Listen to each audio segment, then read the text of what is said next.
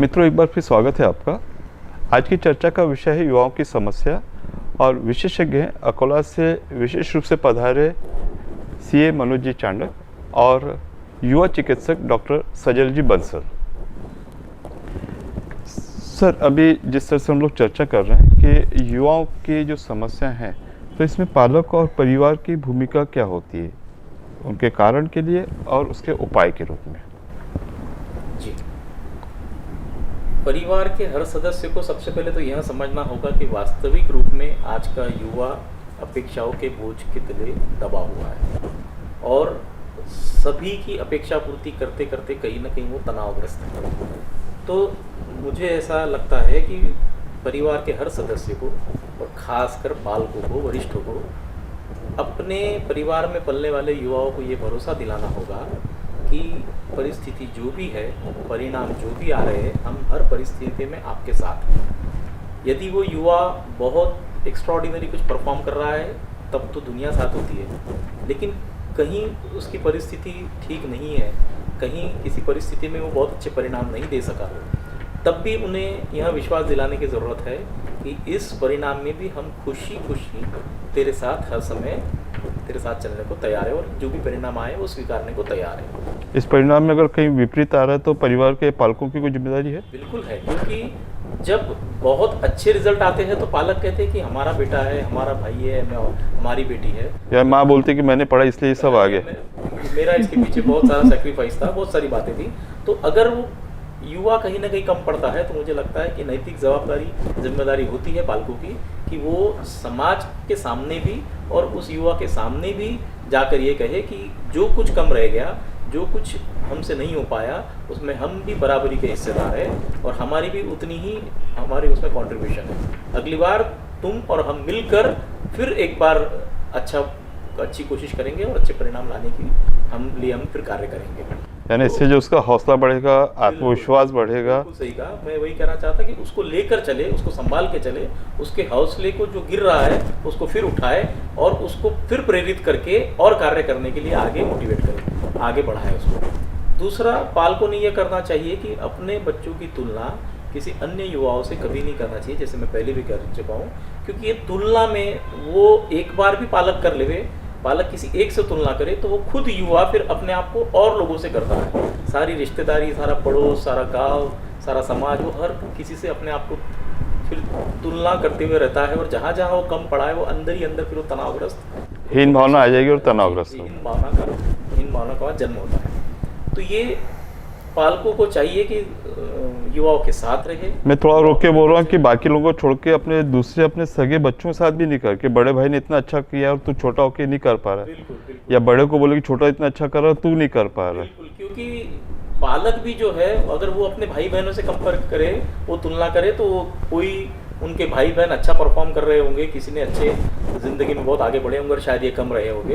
तो परिस्थितियाँ हर किसी की अलग अलग होती है, काबिलियत हर किसी की अलग अलग होती है, तो उसकी तो आपने पहले बोला कि बच्चे पलट के जवाब नहीं देते तो हमने वो खुद ही समझ लेना चाहिए कि ये तुलना के खेल में हम नहीं जाए और उसके योग्यता को समझ के हर परिस्थिति में उसके साथ रहे, उसे विश्वास दिलाए। और कई लोग ऐसा होता है कि उसकी आलोचना करते हैं या उसका उपहास करते हैं या उसको बुद्धू बोल के संबोधित करते हैं, कहाँ तक उचित है? ये देखिए, बुद्धू भी अगर है तो उसके, अगर हम बुद्धिमान कहे तो उसका बुद्धूपना कम होकर सच में वो बुद्धिमान बन सकता है। लेकिन किसी बुद्धिमान को अगर आप बार बार बुद्धू कहोगे तो निश्चित रूप से उसकी बुद्धिमानी में कमीपना आना शुरू होगा और वो बुद्धू की ओर बढ़ता जाएगा। तो जिस तरीके का आप वातावरण देंगे उसी तरीके का वो बच्चा बनता जाएगा। जिस तरीके से आप उसके साथ बातचीत करोगे, जितनी सकारात्मक बातचीत, जितना सकारात्मक घर का वातावरण होगा, उतनी ही सकारात्मक उसका व्यक्तित्व उसका बनता जाएगा। तो पालकों को चाहिए कि ये जो कन्वर्सेशन है वो भी हमेशा पॉजिटिव रखे, खुद का बिहेवियर भी हमेशा अच्छा रखे। उनसे ही बच्चे सीख रहे हैं, उनका बिहेवियर देख के बच्चे सीख रहे हैं, उन्हीं का इम्प्रूव्ड वर्जन बच्चों में उनको देखने मिलेगा। और आपने कहा था कि वो उनकी जिद पूरी कर रहे हैं, तो जिद में भी जो उनकी जो वाजिब जिद है वो पूरी करे, वाजिब जिद पूरी करे, सुविधाएं देवे, सुख देवे, साथ में संस्कार भी देवे, मूल्यों के साथ हर बात उनको समझाए मूल्यों का पतन नहीं होने देगा। हमारे संस्कारों के, हमारे परिवारों की जो व्यवस्था थी वो क्यों थी, हमारे समाज की हर बात, हमारी परंपरा, हमारी रूढ़ियाँ जो चल रही है उसके पीछे के कारण बताए। हर इच्छा उनकी पूरी करे, लेकिन साथ साथ में उनको अंदर से मजबूती बनाए, इस तरीके से बनाए कि कभी इच्छा पूरी ना भी हो तो वो अंदर से मजबूत रह के उस परिस्थिति का सामना कर सके। इन गिरते हुए नैतिक मूल्यों का या संस्कारों का जो अभाव है, जो आप कह रहे हैं कि वर्तमान पीढ़ी में ज़्यादा दिखाई दे रहा है, इसके लिए आप किसको कारणीभूत मानते हैं? कारण तो देखिए, कारण देने जाएंगे तो फिर बहुत सारे हैं। मुझे लगता है कि सबसे पहले जो व्यवस्था बदल गई है, हम ही लोगों ने बदल दी है, वो सबसे ज़्यादा व्यवस्था बदलने में हम ही लोग सबसे बड़े कारणीभूत हैं। हमारा मीडिया, हमारी शिक्षा प्रणाली, हमारी सामाजिक जो प्रणाली है, ये सभी कारणीभूत है। क्योंकि शिक्षा में भी ऐसा हो गया है कि बस डिग्री मिल जाए, एक डिप्लोमा मिल जाए और उससे रोजगार मिल जाए, नौकरी मिल जाए, यही उद्देश्य के साथ शिक्षा प्रणाली भी काम कर रही है। शिक्षा देने वाले भी और शिक्षा पाने वाले भी, दोनों का उद्देश्य शायद यही तक सीमित होता है। मूल्य, value based learning, value based education कहीं ना कहीं कम होता जा रहा है। तो प्रैक्टिकल वास्तविक जीवन में वो बच्चा खरा उतरे, मजबूत बन के मजबूत खिलाड़ी बने, उस वास्ते बच्चों को हम नहीं तैयार कर रहे। मैं तो जैसा सर बता रहे हैं कि बच्चे को निखारने में, उभारने में और समाज के सामने, अन्य लोगों के सामने उसे प्रस्तुत करने में पालकों की भूमिका बहुत महत्वपूर्ण है।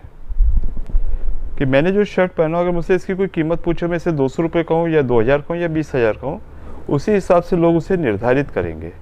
कि जिस सम्मान की दृष्टि अगर 20,000 का शर्ट देखें, शायद 200 रुपये के शर्ट को नहीं देखें वो।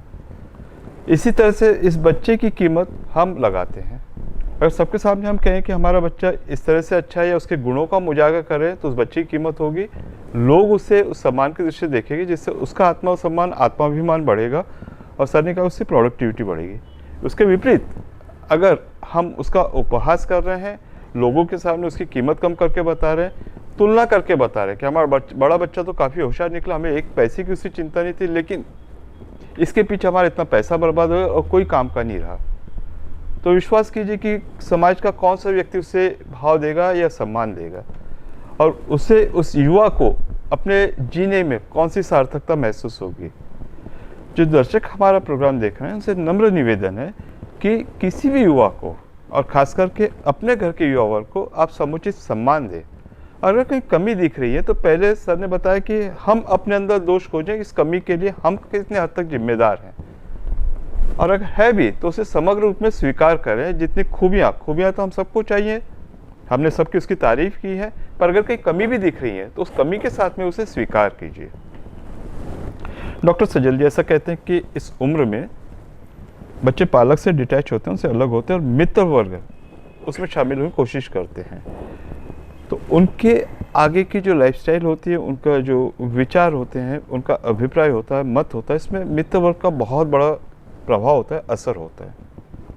इस विषय में आप क्या सलाह देंगे? मित्र वर्ग की अगर हम बात करें तो ये युवा वर्ग के लिए फैमिली, परिवार के बाद दूसरा सबसे बड़ा सहारा अगर हम कहा जाए तो ये यही होता है। और आपने जैसे कहा कि युवा वर्ग में फैमिली के साथ, परिवार के साथ एक नाता थोड़ा कम होते जाता है और मित्रों के साथ बढ़ते जाता है। इसके कारण जानने ज़रूरी है कि मित्रों से उनका नाता क्यों बढ़ते जा रहा है और परिवार से क्यों कम होते जा रहा है। परिवार की बात मनोज जी ने बताई कि परिवार में पेरेंट्स के क्या रोल है और वो नाता क्यों कम होते जा रहा है, अपेक्षा और इन सब बातों पे।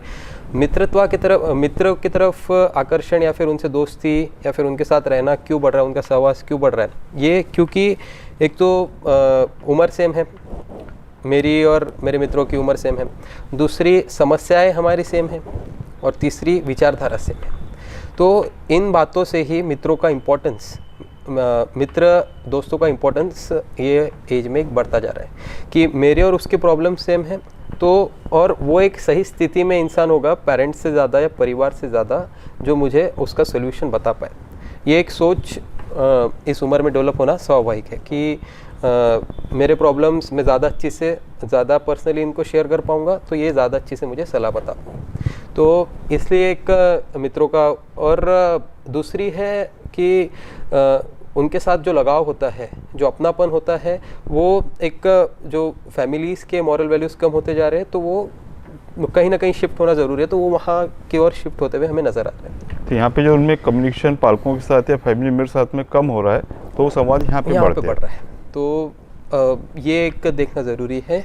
और दूसरी बात, मित्र कैसे होने चाहिए, ये एक महत्वपूर्ण बात इस एज में ध्यान में रखने वाली है कि मित्र हमारे समान विचारधारा वाले, समान आर्थिक स्थिति वाले और हमें समतोल में लेके चलने वाले मित्र होने चाहिए। ये एक सोचने वाली बात है कि अगर मैं एक ऐसा मित्र है जो बहुत कम पढ़ा लिखा है या फिर एक बहुत ज़्यादा पढ़ा लिखा है, तो उसमें समतोल नहीं होगा, विचारधारा सेम नहीं है। कोई बहुत बड़े घर का है, कोई बहुत छोटे घर का है, तो उसमें एक विचारधारा समतोल नहीं आ सकता है और वहाँ पे शेयरिंग कम हो जाती है। दूसरी है आदतें। ये एक बहुत बड़ा विषय है कि जो आदतें परिवार से मिलती है वो अच्छी ही आदतें बहुतांश मिलती है। 95% अच्छी आदतें, कुछ ख़राब आदतें वो बच्चे लेते हैं अपने पेरेंट्स, बट बुरी आदतें जो है वो बाहर से आती है, एक्सटर्नल फैक्टर से आती है। उसमें एक मित्र एक बहुत बड़ा रोल प्ले करते हैं। तो ऐसी संगत का असर जो युवा वर्ग पे होता है, उनकी आदतें लेने की आदत बन जाती है कि ये जो कर रहा है, जैसे मनोज जी ने बताया कि यही सही है कि भावना ये मित्र से आती है कि इसमें गलत कुछ नहीं है। खर्रा, गुटखा, पान, तंबाकू, सिगरेट, ये आदि ये नेचुरल चीज़ है, नैसर्गिक चीज़ है। अगर आप नहीं कर रहे हो तो आप मर्द नहीं हो, ऐसी कुछ भावनाएं जो युवा वर्ग में आ रही है। तो इसी के कारण वो नशे के अधीन होते जा रहे हैं, गलत आदतों के अधीन होते जा रहे हैं कि अगर आप जिम नहीं जा रहे हो, आपके 6 पैक एब्स नहीं है, या फिर आप सिगरेट नहीं फूक रहे हो, धुआं नहीं उड़ा रहे हो, तो आप आज के कंडीशन में फिट नहीं बैठते हो। आप माँ के लाडले हो, ऐसा उपाधि से संबोधित किया जाता है, तो वो बच्चे को अपने आप ही लगता है कि नहीं यार, ये तो सभी कर रहे हैं, नेचुरल चीज़ है। तो ऐसा समूह आजू बाजू का होना ज़रूरी है कि जहाँ से आपको अच्छी आदतें लगें। और तीसरी बात कि मित्र और पेरेंट्स, इन दोनों का जो रिलेशनशिप है, इसमें पेरेंट्स का कितना इंटरफेरेंस होना चाहिए, क्योंकि अगर पालकों को पता है कि मेरा बच्चा गलत संगत में है, तो वो 100% ये करेंगे कि नहीं बेटा आप उसके साथ मत रहो, ये गलत बच्चा है। तो बच्चों का भी काम है कि मैं किस इंसान के साथ रह रहा हूँ ये अपने पालकों को बताए, और पालकों का भी उतना ही काम है कि अपना बच्चा किसके साथ रह रहा है, दिन भर कहाँ रहता है, तो वो यहाँ पे करे कि भाई चलो 10 बार घर के बाहर मित्रों के साथ जा रहा है, तो मित्रों को भी घर पे बुला के देख लिया जाए। तो उससे आप मतलब पालकों को भी मित्रों के बारे में पता चलेगा और मित्रों को भी पालकों के बारे में पता चलेगा, तो वो भी उतने रेस्ट्रिक्शंस में रह सकेंगे। साथ में बात इसलिए ज़रूरी है कि जैसा डॉक्टर सजल जी ने कहा कि इस उम्र में मित्र वर्ग की ओर आकर्षण स्वाभाविक है। एक बहुत बड़ा मित्र वर्ग जो फ्रेंड सर्कल, उसमें बच्चा शामिल होने की कोशिश करता है, और अगर उसमें कुछ ऐसी शर्तें होती कि नहीं, अगर आप सिगरेट नहीं पीते तो हमारे वर्ग में शामिल नहीं हो सकते, अगर आप ड्रिंक्स नहीं लेते हैं तो आपकी कोई उपयोगिता नहीं है, तो बच्चा न चाहते भी इन आदतों को स्वीकार करेगा और व्यसनों के ऊपर बढ़ेगा। एक मानव की एक सहज वृत्ति होती है कि नकारात्मक जो चीज़ें होती है वो सहज आकृष्ट करती हैं। इसलिए जगह जगह लिखा होता है कि सत्य बोले, झूठ बोलो, ऐसा कहीं लिखा कि झूठ हमको ज़्यादा प्यारा होता है। तो ऐसे जो मित्र हैं जो ऐसी आदतें लगाते, शायद वो बच्चा उनकी ओर ज़्यादा आकृष्ट हो। पर ये सही और गलत का निर्धारण कौन करेगा? तो पालकों से अच्छा इसमें कोई और व्यक्ति नहीं हो सकता है। पर मुश्किल ये होती है कि युवा वर्ग में उनकी जो प्राइवेसी, निजता होती है, उसमें किसी का इंटरफेरेंस, दखल उन्हें पसंद नहीं होता है। कि अगर माता पिता मित्रों के बारे में जानकारी लेना चाहे तो युवा चिढ़ जाएगा कि मेरी हर छोटी छोटी बातों में आप दखल लेते, मुझ पर विश्वास नहीं है क्या? तो यहाँ पर पालकों ने इतनी समझदारी दिखाना चाहिए कि मित्रों के ऊपर उनकी निगाह भी है, साथ साथ में एक युवाओं को ऐसा नहीं लगे कि उसकी प्राइवेसी में कोई इंटरफेरेंस है। सजल जी ने कहा कि अगर बार बार पार्टी हो रही है, हर बार में 8-10 दिन में, 12 दिन में हो रही है, तो एक बार सभी मित्रों को घर पे बुला लिया जाए। तो मित्रों का जो स्वभाव है, आपस में जो बातचीत है, उनका जो व्यवहार है, पालक अपने अनुभव के आधार पर अपनी उम्र के हिसाब से ये निर्धारित कर सकते हैं कौन सा बच्चा सही है या गलत है, या उसकी पारिवारिक पृष्ठभूमि से वो निर्धारित कर सकते हैं और बच्चे को समय रहते सचेत कर सकते हैं। सर, इसमें एक बहुत ज़रूरी चीज़ होती है कि इसलिए कि जैसा सजल जी ने कहा कि पालकों का उसके ऊपर उतना सुपरविजन होना चाहिए, तो बच्चों का पालकों के साथ इतना मधुर संबंध हो कि उनमें उतना ओपन कम्युनिकेशन होना चाहिए। जो आज की पीढ़ी में हम लगभग नहीं देख रहे हैं कि पालकों के पास उतना समय नहीं है कि बच्चों के पास उतना समय दे पाए। तो इस कम्युनिकेशन बढ़ाने के लिए आप क्या सजेस्ट करेंगे? कहीं ना कहीं कुछ हद तक तो मैं पालकों का भी दोष है ऐसा मानूंगा। पहले एक माता एक पिता को 8, 10, 12 बच्चे हुआ करते थे और कुछ हद तक सब पे नज़र हुआ करती थी। उसमें कारण ये भी था कि माँ प्योरली हाउसवाइफ होती थी और पिता के पास भी बहुत समय होता था। लेकिन आज माता पिता भी अपनी ज़िंदगी में, अपने सर्कल में, अपनी रिश्तेदारी, अपने मित्रता में इतने व्यस्त हैं कि जैसा चाहिए, जितना चाहिए उतना समय दे पा रहे हैं। और मैं कहूँगा क्वांटिटी से ज़्यादा क्वालिटी समय नहीं दे पा रहे हैं। तो दोनों तरफ से क्वालिटी भी नहीं और क्वांटिटी भी। क्वांटिटी भी कम हो गई और क्वालिटी भी कम हो गई। तो क्वालिटी समय बच्चों के साथ बिताएं। थोड़ा सा हमारे दर्शकों को आप थोड़ा सा इसको और स्पष्ट कर दें, क्वालिटी समय क्या? क्वांटिटी समझिए कि समय जितना निर्धारित समय देना चाहिए उतना नहीं दे रहे। क्वालिटी समय से आपका क्या मतलब? क्वालिटी समय से मतलब ये है कि उससे उसकी पर्सनल बातें एक मित्र बनकर करें, उसे भरोसा दिलाए, उसे प्रेरित करते रहे, उससे उसके बारे में पूछते वक्त ये ना लगे कि आप कंट्रोल कर रहे हैं, आप केयर कर रहे हैं। वही सी फॉर कंट्रोल, वही सी फॉर केयर होता है। लेकिन आप जब उसे लगेगा कि मेरे केयर, मेरी चिंता, मेरा ध्यान रखते हुए पूछ रहे हैं, तो वो बताएगा, हर चीज़ शेयर करेगा। और जहाँ लगेगा कि कंट्रोल कर रहे हैं तो बहुत सारी बातें छुपाएगा। सिर्फ एक तरफा पिक्चर आपको बताएगा, दूसरी तरफ की बात हमें तो पूरा ओपन कम्युनिकेशन नहीं होगा, वो नहीं होगा। तो इसलिए चाहिए पालकों को कि वो मित्र बनकर रहे, लेकिन मित्र के जैसे रहे, मित्र पूरे मित्र ना बन जाए। क्योंकि मुझे ऐसा लगता है पालकों को ये बात ध्यान में रखनी चाहिए कि बच्चों के मन में उनके प्रति प्यार भी हो, विश्वास भी हो, आदर भी हो और कुछ हद तक डर भी हो। ये चारों बातें पहले हुआ करती थी, तभी पालकों का और बच्चों का बहुत मधुर और बहुत लंबे आजीवन संबंध चलता था। आज प्यार तो बहुत है लेकिन डर बिल्कुल गायब हो गया है, रिस्पेक्ट बहुत कम हो चुका है, विश्वास पता नहीं कुछ हद तक रहता है, समय समय पे वो कम ज़्यादा होता है। तो ये चारों चीज़ें बैलेंस करने की बहुत ज़रूरत है पालकों को भी। पहले तो पालक बड़े होने के नाते उनको देना होगा और फिर बच्चे वो बदले में दे रहे या नहीं दे रहे, ये भी हमेशा टटोलते रहना है। तो एक बहुत ही महत्वपूर्ण मुद्दे के ऊपर मनोज जी ने हमसे कहा है कि उन्हें क्वालिटी टाइम दीजिए। आप कि जब बोल रहे हैं तो उसे बोलने दीजिए, बीच में टोका टोकी न करें, और अगर कहीं गलत बात दिख भी रही है तो उसके किसी तरह से आलोचना न करें।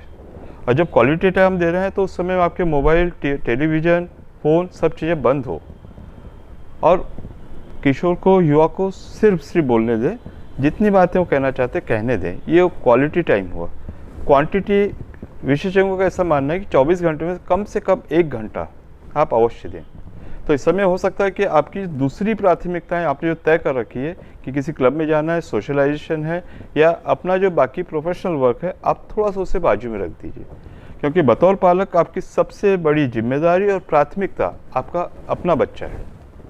तो इसे क्वालिटी टाइम देना जरूरी है। सर, जैसे सर ने कहा कि एक जॉइंट फैमिली में जो फ़र्क हुआ करता था, अभी जो एकल फैमिली है, वन चाइल्ड फैमिली, उसमें बहुत फ़र्क पड़ा है। तो इसमें आप क्या समझते हैं कि युवाओं की समस्याओं के निराकरण में जॉइंट फैमिली का क्या योगदान हो सकता है? सबसे पहले इंटरपर्सनल कम्युनिकेशन ये एक बहुत बड़ा रोल प्ले करता है। तो जॉइंट फैमिली में अगर आप देखें, जैसे कि मनोज सर ने बताया कि उसे कोई डांट देता है, बिना कारण भी डांट देता था, तो वो जॉइंट फैमिली में सुन लेता है कि ठीक है, सहन कर लेता है, सहन शक्ति। और दूसरी बात कि इंटरपर्सनल कम्युनिकेशन जॉइंट फैमिली में आपको डेवलपमेंट उसका ज़्यादा अच्छे से दिखेगा। कि मैं, जैसा आपने कहा कि 1 घंटा बैठना ज़रूरी है, तो अगर अभी जो एकल पद्धति आ गई है, एकल परिवार पद्धति, तो उसके अंदर अगर आप देखोगे तो मम्मी के पास टाइम नहीं, पापा के पास टाइम नहीं। जॉइंट फैमिली में माता पिता के साथ इतने सारे लोग हैं, तो किसी ना किसी के पास तो समय हो गई, तो किसी ना किसी से तो बात करेगा ही। तो ये ध्यान में रखना ज़रूरी है कि इससे बच्चा बोलेगा, बात करेगा, अपनी तकलीफ़ें बताएगा, और तकलीफ़ बताने पे परिवार है अपने आप ही उसका सोल्यूशन बाहर है। तो ये एक बहुत बड़ी जीत मैं कहूँगा कि एक जो जॉइंट फैमिली पद्धति की होती है, वो होती है एकल पद्धति के ऊपर। मनोज सर ने कहा था कि जो संस्कार है, मॉरल वैल्यूज़ है, ये अभी की कम होती जा रही है। तो जॉइंट फैमिली बनाम एकल फैमिली, इसमें संस्कारों की सुरक्षा कैसे हो सकती है? संस्कारों की सुरक्षा, जैसे कि मैंने कहा कि फैमिली, आप अब अगर देखें तो अगर 100% हम संस्कारों की बात करें तो फैमिली से 95% आपको अच्छे संस्कार आने वाले, 5% आप बुरे ले लो, वो बात अलग है। तो जितने ज़्यादा लोग रहेंगे उतने ज़्यादा अच्छे संस्कार, उनकी अच्छी चीज़ें, उनकी अच्छी आदतें आप आत्मसात करोगे, आप लोगे। तो ऑब्वियसली 100% जॉइंट फैमिली में अच्छे संस्कार आना ही है और ज़्यादा ही आना है एकल फैमिली पद्धति से कंपैरिजन में। मित्रों, जैसा जॉइंट फैमिली जब हुआ करती थी तो उसमें एक फैमिली स्ट्रक्चर हुआ करता था कि जो फैमिली का हेड होता, प्रमुख होता, मुखिया होता था, वो दादाजी या इस उम्र के होते थे। उसके बाद में पिताजी और उसके बाद में युवा पीढ़ी होती थी। तो उस समय में एक जो सिस्टम हुआ करती थी उसमें ये होता है कि भोजन सम्मिलित रूप से हुआ करता था, और जो दादाजी बुजुर्ग आदमी हुआ करते उनकी नज़र होती थी कौन किस तरह से कितना भोजन ग्रहण कर रहा है। उन्हें ये पता चला कि कोई छोटा जो उम्र से छोटा है वो कम कर रहा है, तो तुरंत उनकी नज़र में आता था और वो उससे पूछते थे क्या बात हुई। तो बहुत सारी समस्याएं वहीं से हो जाती थी। जहाँ संस्कारों की बात होती तो जॉइंट फैमिली में जहाँ बड़ों को मनोज जी ने कहा कि आदर और सम्मान बनाए रखने के लिए कुछ त्याग करना होता था, वहीं छोटों को जो चीज़ें मिलती थी उनका छोटे उम्र के हिसाब से, वहीं उनको रिस्पेक्ट और आदर करना सिखाया जाता था, बल्कि वो दूसरों को देख के अपना सीखते थे। और यही जो पारिवारिक पद्धति है और पारिवारिक जो एक हमारे मॉरल वैल्यूज़ है, नैतिक मूल्य है, ये बच्चों को देख के अपने आप उनके अंदर आत्मसात होते थे। और जब देखते हैं कि उनके छोटे हर किसी ओकेजन पर, किसी विशेष अवसर पर अपने बड़ों के पैर छूते हैं, तो बच्चों में ये प्रवृत्ति अपने आप आती थी बिना सिखाए।